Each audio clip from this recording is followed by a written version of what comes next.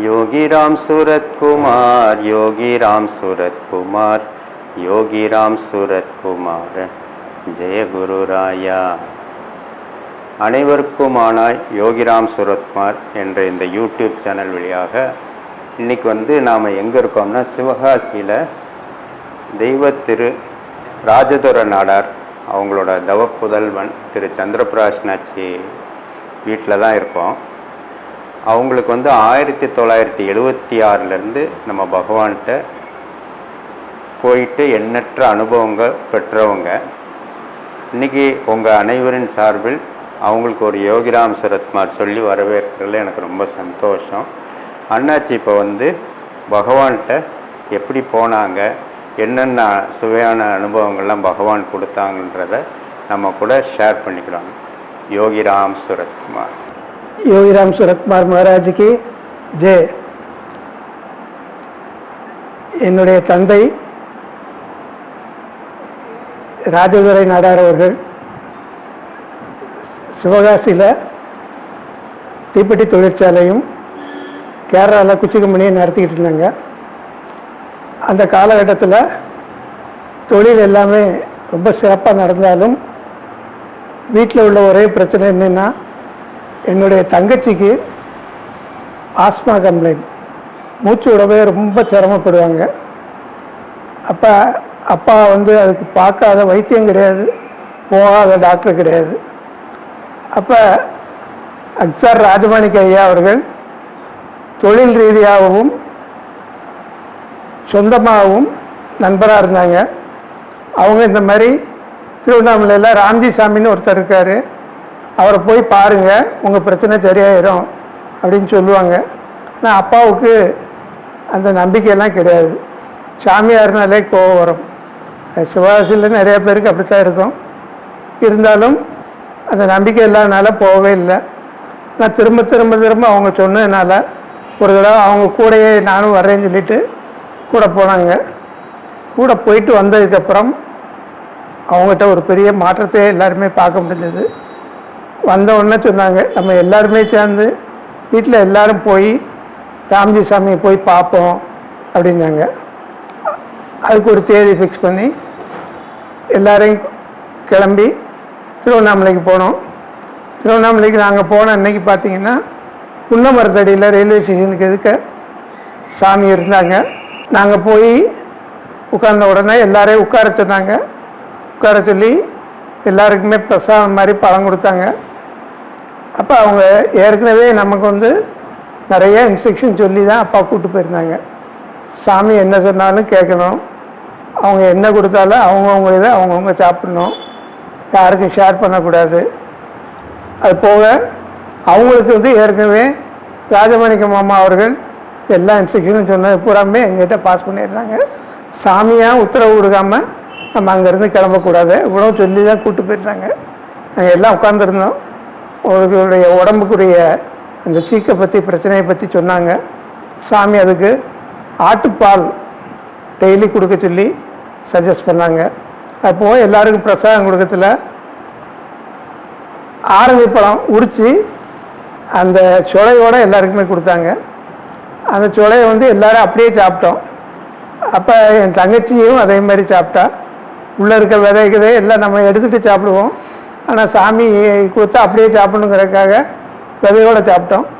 அப்போயே அவங்க சாமி சிரிச்சுக்கிட்டே சொன்னாங்க, you are taken it with the seeds, it's going to grow inside அப்படின்னாங்க. சொல்லிவிட்டு ஒரு பார்வை என் தங்கச்சியை பார்ப்பாங்க. அப்போ நான் நினச்சேன், நம்மளும் அப்படி தானே சாப்பிட்டோம், நம்மளை சாமி ஒன்றும் சொல்லலையேன்னு நினச்சேன். நான் அது எனக்கும் சேர்த்து தான். ஒரு வார்த்தை சாமி சொன்னாங்கன்னா அங்கே இருக்க அவ்வளோ வரைக்குமே அது பொருந்தும். அது மாதிரி அன்றைக்கி என்ன அது உள்ளே கொடுத்தாங்கன்னு தெரியாது, அது உள்ளே ஒரு விருட்சமாக வளரும்னு எனக்கே தெரியாது, அது பின்னாடி தான் புரிஞ்சது.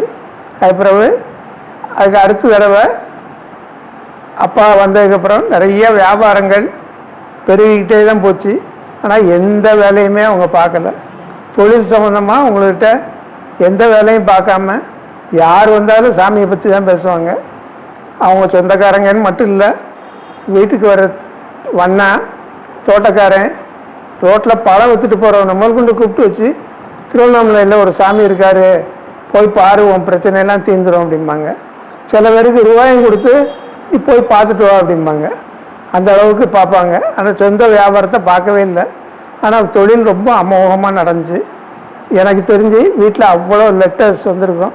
அப்போ கம்யூனிகேஷனே லெட்டர்ஸ் தான். எதுவுமே பிரிச்சிருக்க மாட்டாங்க. அப்படியே தான் கிடக்கும். மொத்தமாக கெட்டுக்கெட்டாக கிடக்கும். எதையும் பிரித்து படிச்சிருக்க மாட்டாங்க. ஆனால் தொழில் நல்லா நடந்துச்சு. இதை அவங்களே சொல்லுவாங்க.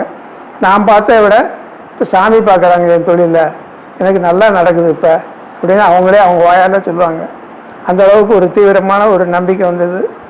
அதே நேரத்தில் எங்கள் நிறுவனத்திலேயே வேலை பார்த்த ஒருத்தர் எங்கள் பிராண்டு கிங்ஃபிஷர்னு ஒரு தீப்பெட்டி பிராண்ட் இருக்கும், அதுக்கு ஒரு டூப்ளிகேட் போட்டு எங்கள் ஏஜென்ட்டே கொண்டு போய் அலகாபாத்தில் கொண்டு போய் அந்த தீப்பெட்டியை டூப்ளிகேட் தீப்பெட்டியை கொண்டு போய் கொடுத்துட்டாரு. விலை கம்மியாக கொடுத்துட்டாரு. அப்பாவுக்கு ரொம்ப கோபம். இருந்தாலும் ஒன்றும் சொல்லாமல் நேராக சாமிகிட்ட போய் சொல்லுவோம்னு சொல்லிவிட்டு சாமியை பார்க்க போனால் கரெக்டாக புண்ணு மரத்தடியில் சாமி இருந்தாங்க. அது நாங்கள் என்ன பர்பஸ்க்காக போனோமோ அதே மாதிரி ஒரு கிங்ஃபிஷர், ஒரு மீன்கொத்தி பறவை சாமிக்கு பின்னாடி உள்ள வேலியில் வந்து உட்காந்துருக்கு. சாமி வந்தோடனே அந்த கிங்ஃபிஷரை பார்ப்பாங்க, அப்பாவை பார்ப்பாங்க. கிங்ஃபிஷரை பார்ப்பாங்க, அப்பாவை பார்ப்பாங்க. வேறு ஒன்றுமே பேசிக்கல, இவங்களும் ஒன்றும் சொல்லிக்கல. மிச்ச விஷயத்தையெல்லாம் வழக்கம் போல் பேசினாங்க, பிரசாதம் கொடுத்தாங்க, அனுப்பிட்டாங்க. இங்கே வந்ததுக்கப்புறம் பார்த்தா அந்த யார் அந்த டூப்ளிகேட் போட்டாங்களோ அவங்க என்ன நினச்சாங்களோ தெரியாது, எல்லாத்தையும் வந்து மன்னிப்பு கேட்டு எல்லா டூப்ளிகேட் பொருளையும் கொண்டு வந்து எங்கள்கிட்டயே சரண்டர் பண்ணி அதுக்குரிய காசையும் வாங்கிட்டு போயிட்டாங்க. இந்த மாதிரி ஸ்மூத்தாக எல்லாமே முடிஞ்சது. சாமிக்கு ஒரு பார்வை பார்த்தாலே அதுக்குரிய 1000 அர்த்தம் இருக்குங்கிறத அப்போ தான் புரிஞ்சுக்கிட்டோம். அதுக்கு அடுத்து இப்போ பார்த்திங்கன்னா திருவண்ணாமலையில் சாமிக்கு சன்னதி தெருவில் உள்ள இன்னைக்கு உள்ள வீடு, அந்த வீடு வாங்குறதுக்கு ஐயா ராஜமாணிக்க மாமா அவர்கள் பெரும் முயற்சி பண்ணாங்க. அதில் அப்பாவும் ரொம்ப சப்போர்ட்டாக இருந்தாங்க. சாமி வீடெல்லாம் வேண்டாம், வைக்க வேண்டாம்னு சொல்லி சொன்னதாக கேள்விப்பட்டேன். அதுக்கப்புறம் இவங்க 2 பேரும் திரும்ப சொன்னதுக்கப்புறம் சாமியை அந்த வீட்டை செலக்ட் பண்ணி வாங்க சொல்லி சொன்னதாகவும் கேள்விப்பட்டேன். அந்த வீடை வாங்கினாங்க.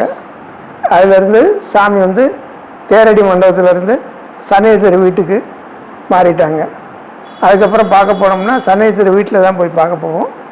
அப்போ தான் 76ல் ஜெயராமன் சொல்லி தபோவனத்தில் கூட இருப்பார். அவர் தான் சாமி டிசம்பர் 1ஆம் சாமி ஜெயந்தி அப்படிங்கிறத சொன்னோன்னே நம்ம ஏன் சாமி ஜெயந்தி கொண்டாடக்கூடாதுன்னு சொல்லிட்டு ஐயா ராஜமாணிக்க மாமா அவர்களும் அப்பாவும் சேர்ந்து அதுக்கு ஒரு முயற்சி பண்ணுவோம்னு சொல்லிட்டு சாமிகிட்ட போய் கேட்டாங்க. சாமி இந்த பிச்சைக்காரனுக்கு ஜெயந்திலாம் கிடையாது, ஒன்றும் கிடையாதுட்டாங்க. இவங்க திரும்ப போய் கேட்ட உடனே வைக்கலாம், என்ன செய்யலாம், ஆனால் அந்த பிச்சைக்காரன் வருவேன்னு சொல்லி உறுதியாக சொல்ல முடியாது, இதே வார்த்தையை அப்படியே சொல்லி அனுப்பிட்டாங்க. அப்போ சுப்பையா மடத்தில் 1976ல் இந்த ஜெயந்தி விழா கொண்டாடுறதுக்குரிய வேலையெல்லாம் அவங்க பண்ணாங்க. சாமி ஆனால் வந்தாங்க, வந்து ப்ளஸ் பண்ணாங்க எல்லாரையும். அதே மாதிரி அடுத்த வருஷம் 1977ல் ஜெயந்தி விழா கொண்டாடுறதுக்கு ராஜமாணிக்க மாமா அப்பாவை மட்டும் நீ மட்டும் போய் கேளு அப்படின்ட்டாங்க. உடனே இவங்க வந்து கேட்க வந்தோடனே ராஜதுரை என்ன சோப்பு போட்டு குளிப்பேன்னு சொல்லி கேட்டாங்க. அப்போ உடனே லக்ஸ் சோப்பு சாமி அப்படின்னாங்க. உடனே எனக்கு ஒரு சோப்பு வாங்கிட்டு வந்தாங்க. உடனே போய் ஒரு லக்ஸ் சோப்பு வாங்கிட்டு வந்தாங்க. சாமி போய் லக்ஸ் சோப்பு போட்டு குளிச்சுட்டு வந்தாங்க. ஏற்கனவே ராஜமாணிக்க மாமா கொடுத்து புது ட்ரெஸ் எல்லாம் கொடுத்து விட்டுருந்தாங்க. அது எல்லாத்தையும் போட்டுட்டு சாமியுடைய சேரை ஊர்வலமாக எடுத்துகிட்டு சாமி காரில் இங்கேருந்து ஓயா மரத்துக்கு ஊர்வலமாக வந்தாங்க. வந்து அங்கே அன்னைக்கு வந்து சாமிக்கே பாத பூஜை நடந்தது. ஐயா கிவா ஜெகநாதன் அவர்களும் ஜனார்தன நாச்சி அவர்களும் பாத பூஜை பண்ணாங்க. அதை முடிச்சுட்டு மலர் கிரீடம் வச்சாங்க சாமிக்கு. இன்றைக்கி அந்த ஃபோட்டோலாம் பார்த்தா அவ்வளோ அழகாக இருக்கும். எல்லாம் முடித்ததுக்கப்புறம் அங்கே ஒரு 100கணக்கான சாதுக்களுக்கு ஓயா மரத்தில் அன்னதானம் நடந்துச்சு. அன்னதானம் முழுவதும் அப்பா தான் ஸ்பான்சர் பண்ணியிருந்தாங்க. அதனால் சாமி அந்த அன்னதான ஹாலுக்குள்ளே போனோன்னே ஒரே அரோகரா சத்தமும், அடுத்து சிவநாமமும், அடுத்து யோகிராம் சுரக்குமார் ஜெயம், எல்லா சாதுக்களும் மொத்தமாக சேர்ந்து சொன்னாங்க. சாமி அந்த சாதுக்களுக்கு நடுவில் ஒரு ரவுண்டு நடந்து போயிட்டு வந்தாங்க. போயிட்டு வந்தோடனே அப்பா நின்று பார்த்துட்டு இருந்தாங்க. 2வது ரவுண்டு போகிறதுல பின்னாடி வான்னு சொல்லி அப்பாவை கூப்பிட்டாங்க. அப்பாவும் 2வது ரவுண்டு பின்னாடியே போனாங்க. அதுக்கு அடுத்த ரவுண்டு வரத்துல என்னையை கூப்பிட்டாங்க. அப்போ முன்னாடி சாமி, அடுத்தது அப்பா, அடுத்து நான், வரிசையாக 3 பேரும் அந்த சாதுக்களுக்கு நடுவில் நடந்து போனோம். எல்லா அந்நேரம் ஃபுல்லாக சிவநாமமும் யோகிராம் சுரத்குமார் ஜெயும் எல்லா சாதுக்களும் மொத்தமாக சொன்னாங்க. அதோடு அன்றைக்கி விழா ரொம்ப நிறைவாக முடிவடைஞ்சது. அடுத்த வருஷமும் நம்ம சாமி ஜெயந்தி கொண்டாடுறதுக்காக, அதாவது 1978 வருடம் சாமி ஜெயந்திக்கு உத்தரவு வாங்குறதுக்காக நானும் அப்பாவும் சன்னியத்திரு வீட்டுக்கு போயிருந்தோம். அது நவம்பர் கடைசி வாரம். அப்போ நாங்கள் போனப்போ அங்கே தபோவனத்தை சேர்ந்த ரிட்டையர்டு தாசில்தார் சிவராமகிருஷ்ணய்யர் இருந்தாங்க. சாமி இங்கே எல்லாரையும் உட்கார வச்சாங்க. உட்கார வச்சதுக்கப்புறம் சிவராமகிருஷ்ணய்யர்கிட்ட ரொம்ப நேரமாக திருநெல்வேலி பக்கத்தில் உள்ள புண்ணிய ஸ்தலங்களை பற்றி பேசிக்கிட்டு இருந்தாங்க.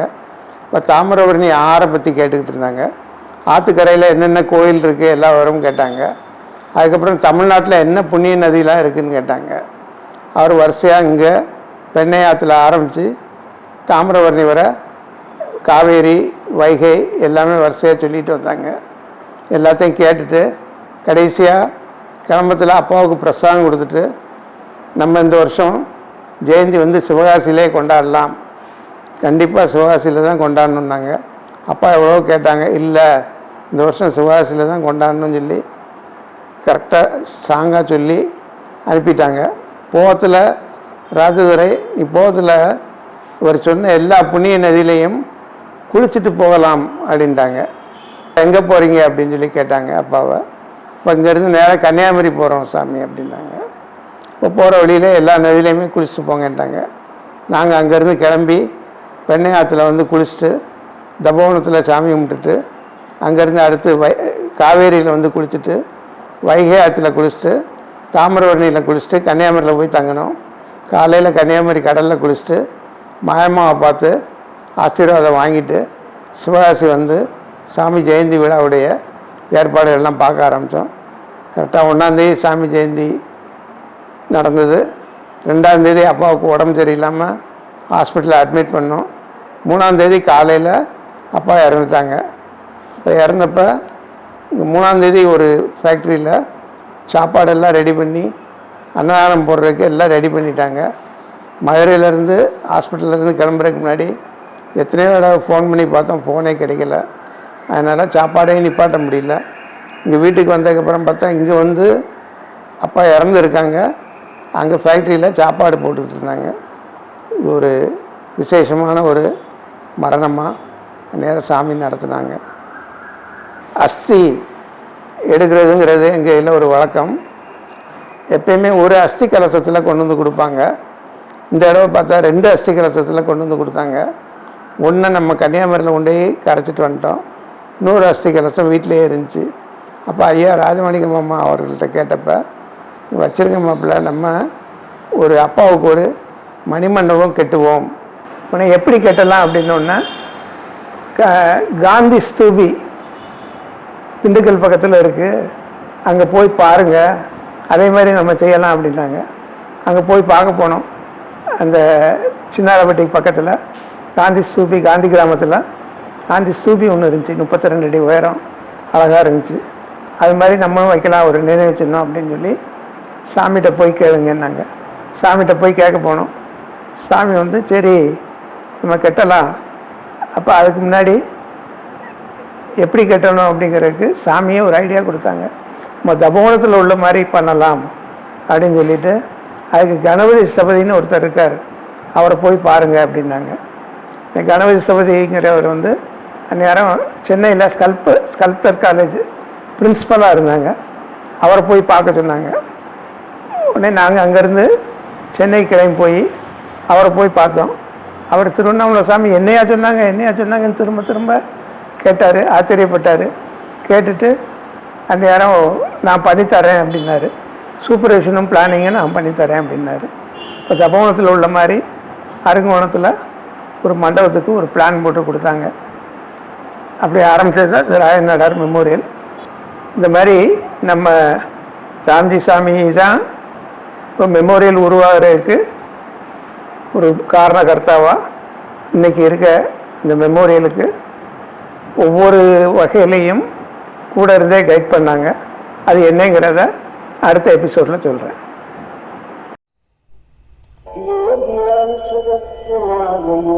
Ram Surat Kumar, Yogi Ram Surat Kumar, Yogi Ram Surat Kumar, Yogi Ram Surat Kumar, Yogi Ram Surat Kumar,